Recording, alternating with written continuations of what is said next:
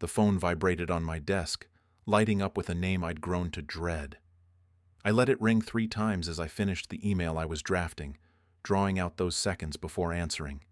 Some small victory in not jumping at her summons.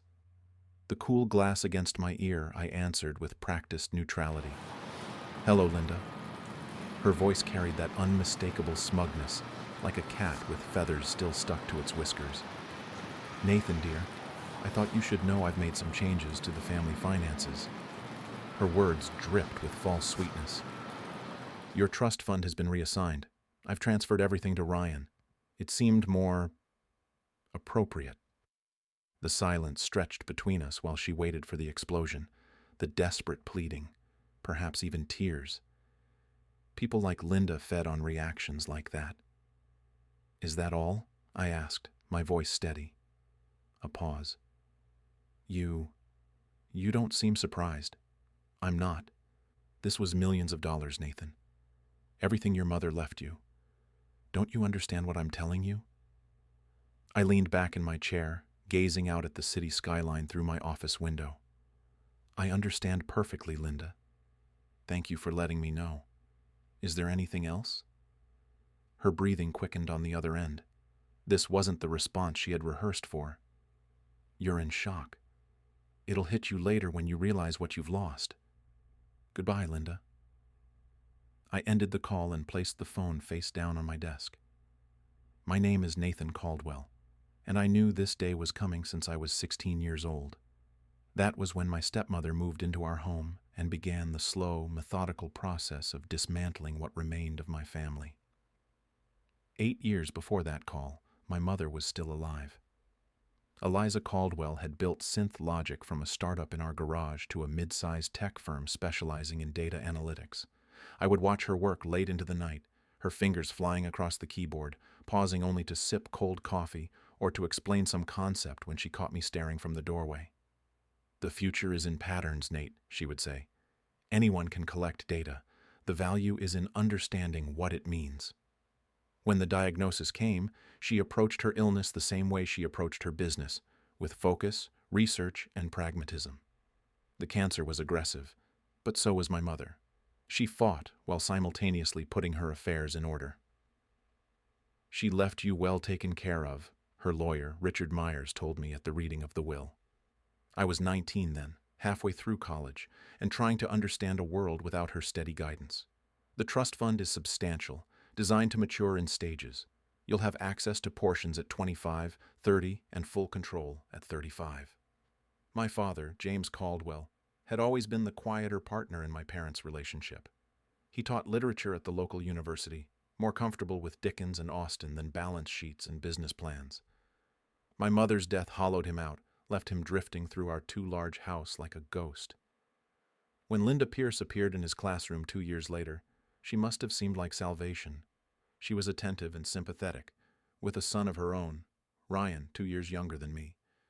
Their whirlwind romance culminated in a small ceremony I attended with a forced smile and growing unease.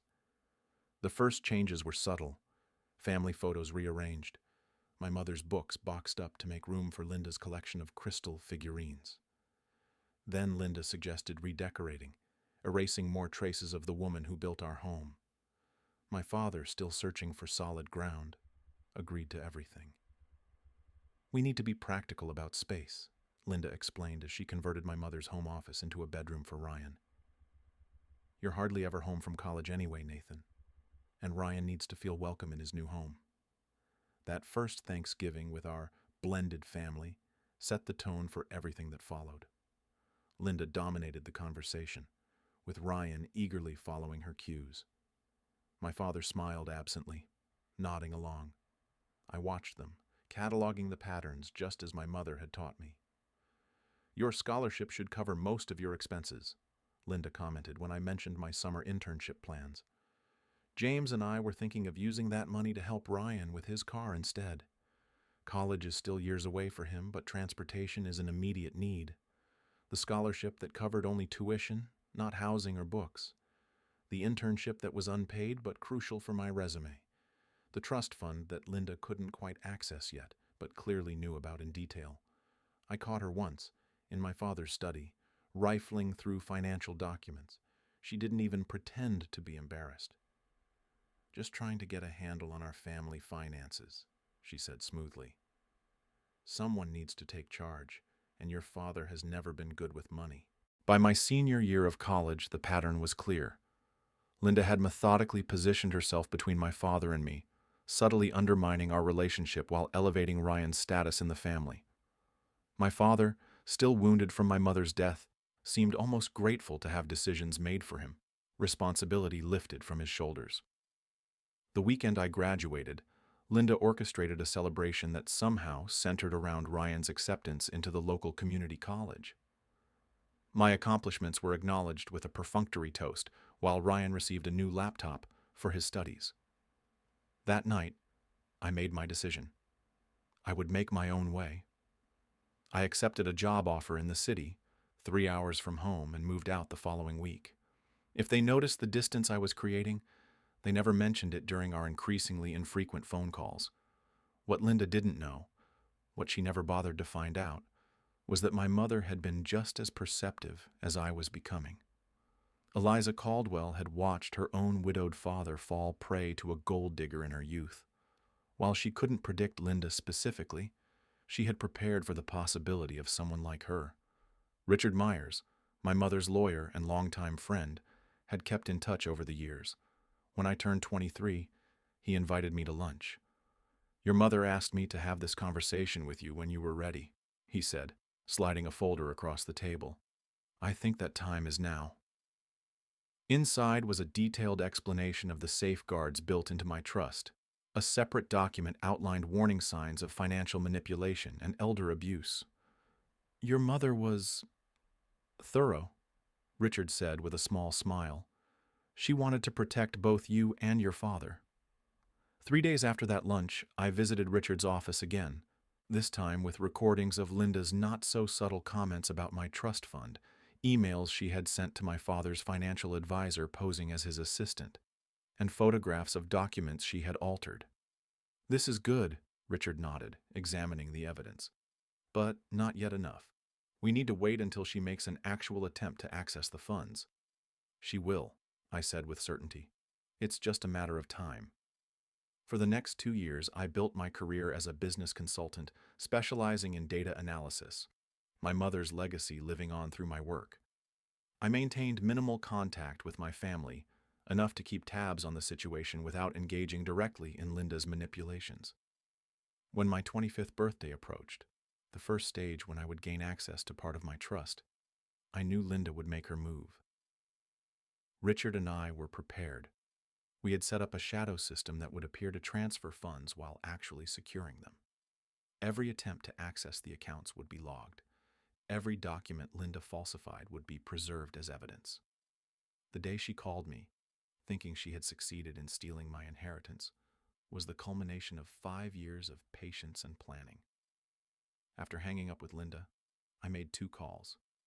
The first to Richard, confirming that everything had been recorded and documented. The second to my father, asking if I could stop by the house that evening to discuss something important. "Of course," he said, sounding surprised. "Everything all right?" "It will be," I told him. "I'll see you at 7. The house looked different as I pulled into the driveway that evening. The garden my mother had lovingly tended was gone, replaced by ornamental rocks and a few sculptural plants that required minimal maintenance. The warm yellow exterior was now a stark white that seemed to repel rather than welcome. Linda answered the door, her surprise quickly masked by a practiced smile. "Nathan, what a nice surprise. James didn't mention you were coming." "I called him this afternoon," I replied, stepping past her into the foyer. "Is he home?" "In his study. Ryan's home too. We're having a family dinner. You're welcome to join us." Family dinner. As if we were still pretending to be one. I found my father at his desk, grading papers. He looked older, more tired than I remembered, but his smile was genuine as he stood to embrace me. "It's good to see you, son. Been too long." "That's partly my fault," I admitted. "But I'm here now because we need to talk." His expression grew concerned. "What's wrong?" "Not here," I said quietly. "Can we use the living room?" And could you ask Ryan and Linda to join us? This concerns everyone. He nodded slowly, studying my face. Something in my expression must have conveyed the gravity of the situation because he didn't question further. 10 minutes later, we were all seated in the living room. My father and I on the couch, Linda in her armchair, and Ryan perched uncomfortably on an ottoman. I received an interesting call from Linda today, I began, meeting her gaze directly. She informed me that my trust fund has been emptied and transferred to Ryan's name. Is that correct, Linda? Her eyes narrowed slightly, but her composure remained intact. I simply corrected an imbalance in the family finances. Ryan has been overlooked for years while you've had this enormous safety net. My father's head snapped toward her. What? I never authorized. You signed the papers last month, James, she interrupted smoothly. The reallocation of family assets we discussed. It's all perfectly legal. I opened my briefcase and removed a folder. Actually, it's fraud. I laid out copies of documents on the coffee table. These are the real trust documents. The originals are in a secure location with Richard Myers, my mother's attorney. The trust was specifically structured to prevent exactly this kind of manipulation. Linda's confident smile faltered. James signed. Forgeries, I interrupted, placing the altered documents beside the originals. And quite poor ones at that. Did you really think my mother wouldn't protect her assets from someone like you? Ryan shifted uncomfortably. Mom, what is he talking about? Linda stood abruptly. This is ridiculous. Nathan is clearly bitter about being cut out of the will and is making wild accusations. The will wasn't changed, I said calmly. The documents you showed Dad were fabricated. Every attempt you made to access my trust fund has been logged and reported to the bank's fraud department and to the police. The color drained from Linda's face. You're bluffing. I removed my phone from my pocket and played the recording of our conversation from earlier that day. Her voice filled the room, smug and self-satisfied as she admitted to transferring my inheritance. That's not the only recording, I added, stopping the playback.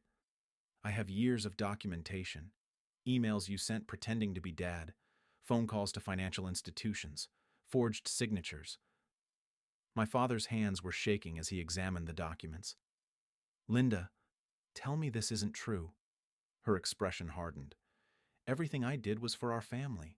Nathan abandoned us years ago. He doesn't care about anyone but himself. Is that why you've been transferring money from Dad's personal accounts too? I asked, sliding another set of bank statements toward my father. Smaller amounts, but consistent withdrawals for the past 3 years, almost $500,000 in total. The room went silent as my father leafed through the statements, his face growing ashen. These are my retirement accounts, he whispered. My pension ... Ryan stood up, moving away from his mother. I didn't know about any of this, he said, his voice unsteady. Mom told me the trust money was being shared with me because Nathan didn't need it anymore. Of course you didn't know, Linda snapped. You never ask questions. You just take what's given to you. My father looked up at her, something breaking behind his eyes. How could you do this? To me? To my son? Your son? Linda laughed bitterly. You barely spoke to him for years. You were so wrapped up in your grief that you might as well have died with Eliza. I made decisions because someone had to. I watched my father transform before my eyes, grief and shock hardening into something I hadn't seen since before my mother's death. Resolve. Get out, he said quietly. Linda blinked, taken aback. What? Get out of my house. His voice remained low but carried an unmistakable finality. Both of you, pack what you need for tonight and leave. You can arrange to collect the rest of your things later. Ryan looked between his mother and my father, confusion and hurt written across his face. But not you, Ryan, my father clarified. You're welcome to stay if you had no part in this. Linda's composure finally cracked. You can't be serious. After everything I've done for you, I rescued you from your pathetic existence. I gave you purpose again. You stole from my son, my father said, rising to his feet. You tried to steal Eliza's legacy. There is nothing you could say that would make me forgive that." He turned to me. "The authorities need to be informed, don't they?" I nodded. "Richard has already filed reports with the bank's fraud department and the district attorney's office. They'll want statements from both of you." I looked at Ryan.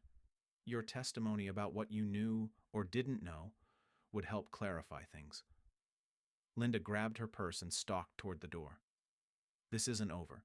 You have no idea who you're dealing with." "Actually, Linda," I replied, "I know exactly who I'm dealing with. I've always known."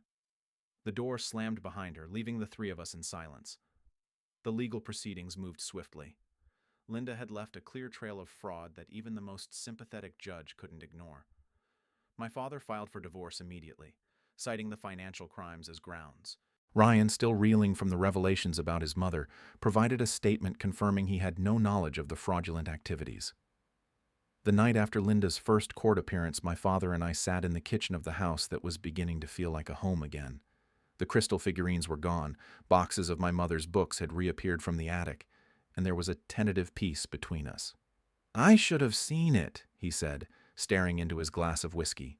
"All these years—" "She was manipulative," I replied, "and you were grieving." He looked up at me, his eyes red-rimmed but clear.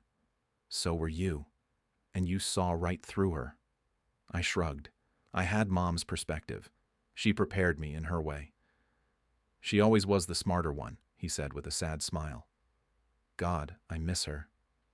"Me too." We sat in silence for a while, the kind of comfortable quiet that had been absent from the house for years. "What happens now?" he finally asked. "With the trust, with your life in the city?" "The trust is secure. The bank has already reversed the fraudulent transfers.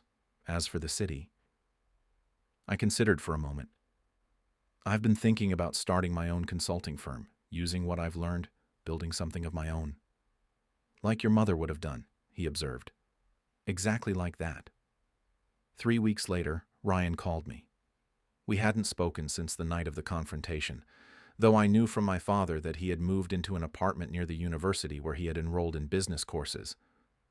"I need to talk to you," he said, his voice tight with something that might have been shame or anger or both. "Can we meet somewhere?" We agreed on a coffee shop halfway between our locations. He was already there when I arrived, hunched over a cup, looking smaller somehow without Linda's influence bolstering his confidence. "Thanks for coming," he said as I sat down across from him. "I owe you an apology. Several, actually." I ordered a coffee before responding. "You didn't know what she was doing." "Not about the fraud," he admitted. "But I knew how she treated you. I knew she was pushing you out of your own family, and I went along with it because it benefited me." He ran a hand through his hair. "I've been thinking a lot about those years, about the kind of person I was becoming under her influence." The bitterness I'd carried toward Ryan for so long began to soften. He had been 17 when Linda married my father, still malleable, desperate for approval. Perhaps we had both been victims, in different ways. "She's my mother," he continued, "and part of me will always love her. But what she did was wrong, and I need to make my own path now. That's why I moved to the city," I told him, "to find my own way." He nodded. "I understand that now. I'm trying to do the same." He hesitated. "Your father has been kind to me, letting me stay in the house until I found my own place. He didn't have to do that. He's a good man, just lost for a while. He talks about you all the time, and your mom." Ryan smiled faintly. "The stories he tells, it sounds like she was amazing." "She was," I confirmed. "She would have liked seeing you take business courses, actually. She believed in education, in creating your own opportunities." Something shifted between us in that conversation. Not friendship exactly, but understanding. We were both trying to emerge from Linda's shadow, to define ourselves on our own terms. 6 months after Linda's arrest, I launched Caldwell Analytics, leasing office space in the city and hiring a small team of data specialists. My experience as a consultant had built a solid client base, and Richard introduced me to several of my mother's former business associates who were eager to work with Eliza Caldwell's son. My father came to the office opening, looking healthier than he had in years. He had taken a sabbatical from teaching and was writing a book about 19th century literature, a passion project he had abandoned during his marriage to Linda. "Your mother would be proud," he said, surveying the modern office with my company logo on the wall. "Not just of this," he gestured around us, "but of how you handled everything. Your resilience." "I had good examples," I replied. The divorce was finalized, with Linda receiving nothing due to the fraud charges. She was sentenced to 4 years for financial crimes, with restitution payments to be determined. The last I heard, she was serving her sentence at a minimum security facility upstate. Ryan and I maintained cautious contact, occasional texts and coffee when he visited the city for his internship at a marketing firm. He was building his own life, step by careful step, away from his mother's influence. One weekend, my father asked for help clearing out the attic. Linda had used it as storage for purchases she had made with the embezzled funds. Designer clothes with tags still attached. Expensive electronics still in boxes. The detritus of unchecked greed. "We can donate most of it," my father said as we sorted through the items. "No point in keeping reminders of that time." In the back corner, behind Linda's accumulated possessions, we found a stack of boxes labeled in my mother's handwriting. Nathan, keepsakes, and family photos, pre-2010, and Eliza's journals. "I thought these were gone," my father said softly, running his hand over the neat labels. "Linda told me they had been damaged by a leak and she'd thrown them out." We brought the boxes down to the living room, opening them carefully like archaeologists uncovering an ancient civilization. Photo albums documented family vacations, my childhood achievements, my parents' early years together. My mother's journals contained business ideas, personal reflections, and letters she had written but never sent during her illness. In a small wooden box nested inside one of the larger cartons, I found an envelope with my name written in my mother's elegant handwriting. The letter inside was dated 3 weeks before her death.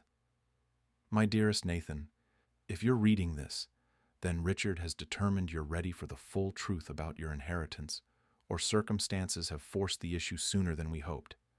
Either way, know that everything I built was with you in mind, not just the financial assets, but the example of living with purpose and integrity. Business success is hollow without people to share it with. I've watched you grow into someone who understands this intuitively. Your compassion, your perception, your quiet determination. These are your true inheritance, far more valuable than any trust fund. The legal protections I've put in place aren't just about preserving money. They're about giving you time to become the man you're meant to be, without interference from those who might not have your best interests at heart. Forgive my cynicism, but I've seen what grief and loneliness can do to even the strongest people, including your father. I hope these precautions prove unnecessary, but better safe than sorry. Remember that resilience isn't about avoiding hardship. It's about choosing how you respond to it. Whatever challenges you face, I have complete faith in your ability to overcome them with the same quiet strength you've always possessed. You were always watching, always learning, even when I thought you weren't paying attention. Keep watching, keep learning. The patterns reveal themselves to those patient enough to observe. All my love, always. Mom. My father read the letter over my shoulder, his hand warm on my back. "She knew you better than anyone," he said. "She knew both of us," I replied, noticing another envelope in the box, addressed to my father. I handed it to him, watching as he opened it with trembling fingers. He read in silence, tears streaming down his face. When he finished, he carefully folded the letter and placed it back in its envelope. "She forgave me," he said, his voice breaking, "for whatever might happen after she was gone. She understood that grief might change me, might make me vulnerable, and she forgave me in advance." I thought about patterns then, about how my mother had recognized them in data and in people, about how she had prepared for contingencies she wouldn't live to see, about how her wisdom had protected me when I needed it most. She gave us both what we needed, I said. Me the tools to protect myself, you the space to find your way back. Later that night, as I drove back to my apartment in the city, I felt a sense of completion that had eluded me since my mother's death. Linda had tried to erase Eliza Caldwell from our lives, but she had ultimately failed. My mother's influence had outlasted her, preserved in legal documents and business strategies, in letters and lessons, and in the resilience she had cultivated in her son. The trust fund was secure, but that wasn't what mattered most. What mattered was that I had trusted myself, my instincts, my observations, my patience. In doing so, I had honored the true legacy my mother had left behind, the courage to stand firm when the patterns revealed themselves, and the wisdom to know which battles were worth fighting. In the end, Linda's betrayal had cost her everything, while it had returned to me something I thought was lost forever. My family, imperfect and healing, but mine all the same.